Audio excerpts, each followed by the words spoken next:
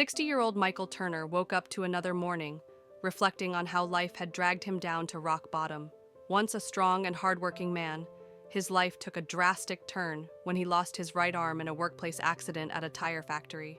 The company claimed the accident was his fault, refusing to pay him compensation and even firing him. That day, Michael's world collapsed. Over the years, his debts piled up, his family abandoned him due to financial struggles, and he eventually lost his home. To make matters worse, prolonged exposure to hazardous chemicals at the factory had left him battling stage 4 lung cancer. Each passing day pushed Michael further into despair and isolation. Now, he roamed the city streets, trying to survive by selling small tools. However, people often mocked him for having only one arm, sometimes laughing at him cruelly. One day, as Michael stood at a street corner, trying to sell a few old screwdrivers and pliers, a group of people gathered around him. They sneered and mocked him for his missing arm, their laughter cutting deep into his already battered self-esteem. "How's he going to sell tools with one arm? Who'd even buy this junk?" a young man scoffed. A woman behind him added with a laugh, "Maybe that's why he's out here struggling." Michael lowered his head to hide his shame. Enduring such treatment every day only worsened his broken pride. He waited helplessly for the crowd to disperse, but the taunts continued. Just then, Donald Trump, emerging from an event nearby, noticed the commotion. Trump observed the scene in silence, his gaze settling on Michael's weary and defeated expression. He saw the exhaustion and hopelessness in the man's eyes. Walking over, Trump addressed him softly but firmly. "Sir, what's happening here? I want to hear your story." The crowd, stunned by Trump's presence, quickly began to scatter. Michael, unaccustomed to anyone speaking to him with such kindness, looked up hesitantly, unsure of how to respond to this unexpected act of compassion. Trump crouched slightly in front of Michael, extending his hand with genuine warmth. "I'm Donald Trump. I'd like to hear your story," he said. For a moment, Michael hesitated. In a world where people rarely bothered to even acknowledge his existence, such an approach was entirely unexpected. His tired eyes lingered on Trump's outstretched hand before he cautiously extended his own. "Michael Turner," he whispered. Trump gestured for Michael to sit on a nearby bench, saying, "Please tell me everything. People don't end up in situations like this without a reason. I want to understand what life has put you through." Michael bowed his head, as if the weight of his entire life rested heavily on his shoulders. Taking a deep breath, he began. "I used to be a hardworking man," Michael started, his voice trembling. "For years, I worked at a tire factory. That job was my life. I provided for my family, sent my kids to school. I worked day and night. But one day," his voice faltered and his eyes filled with tears. "One day, a machine malfunctioned, and I lost my right arm." Trump listened intently, his expression serious and empathetic. "And then? What happened after that, Michael?" he asked gently. Michael pressed his lips together before continuing. "The factory blamed me for the accident. They said it was my fault. I didn't receive a penny in compensation. It was as if my entire life's worth was taken away from me in an instant. Losing my arm wasn't enough. They took my job too." Trump exhaled deeply, visibly affected by the cruelty of Michael's circumstances. "That's absolutely heartless. And your family? Weren't they there to support you?" he asked. Michael closed his eyes and shook his head slowly. "They were at first, but things just kept getting worse. We lost our home, couldn't pay the bills.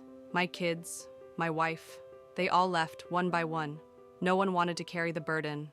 Michael paused for a moment, his voice breaking as he continued.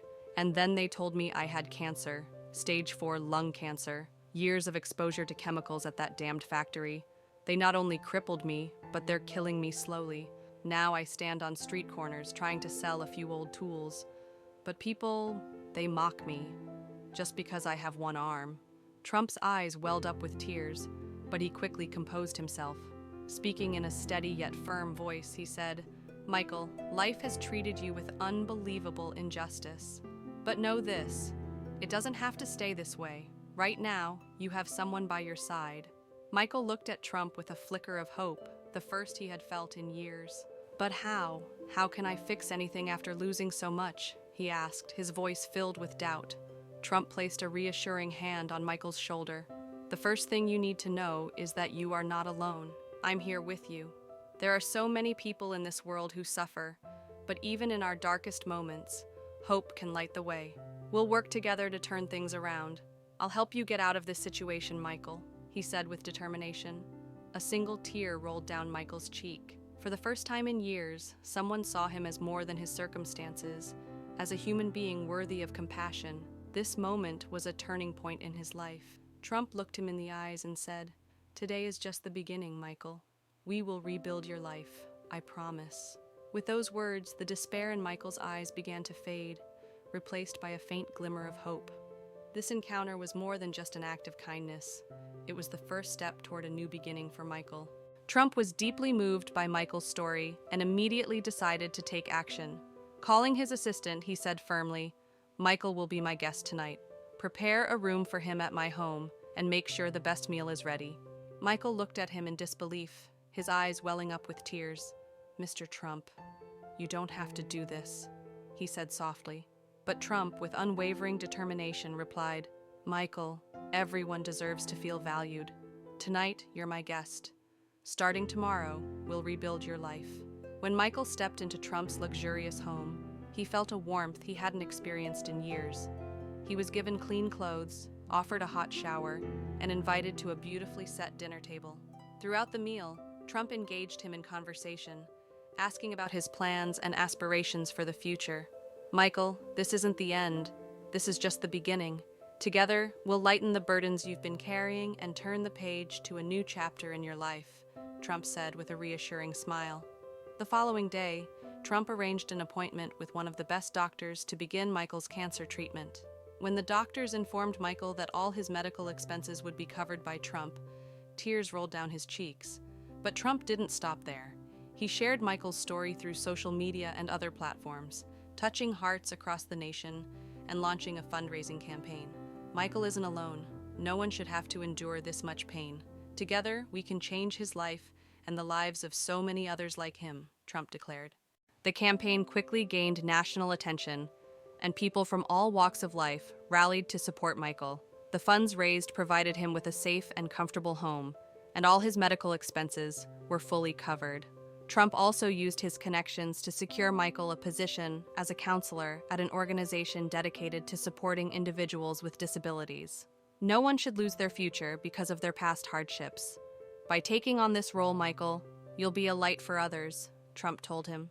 For the first time in years, Michael felt valued. He now had a roof over his head, access to life-saving treatment, and a renewed sense of purpose. His brief stay at Trump's home wasn't just a place to rest. It marked the first step toward a fresh start. With gratitude in his eyes, Michael said to Trump, "You didn't just save my life. You made me feel human again." Trump smiled warmly and replied, "Michael, everyone deserves a second chance. Now it's your turn to show others the way." Michael's life changed in a single day. This story of hope became a powerful lesson in humanity, touching the hearts of countless people. As Trump once again demonstrated the transformative power of kindness, Michael began his new journey with hope and purpose. A year later, Michael had embraced his new life. His cancer treatment was ongoing, but he no longer felt alone. Inspired by his own struggles, he began helping others with disabilities. At a charity event, Michael stood before a crowd and turned to Trump, saying, "Mr. Trump, you didn't just give me a life, you gave me a purpose. I now want to live by helping others." Trump smiled and replied, "Michael, the most important thing is that you keep this chain going. The greatest meaning in life is found in touching other lives." Michael's story became a beacon of hope and brought attention to the challenges faced by individuals with disabilities. Those who had witnessed his transformation, both on that street corner and in the following months, learned a profound lesson from his journey. We all face struggles, but with love and empathy, we can lift each other up, the story concluded. Michael's story reminds us of the transformative power of compassion and resilience. If this story moved you as much as it moved us, don't forget to like this video, share your thoughts in the comments, and subscribe to our channel for more inspiring and heartwarming stories. Let's continue to spread love, empathy, and hope together. Turn on the notification bell to stay updated on our latest content. Together, we can make the world a kinder place.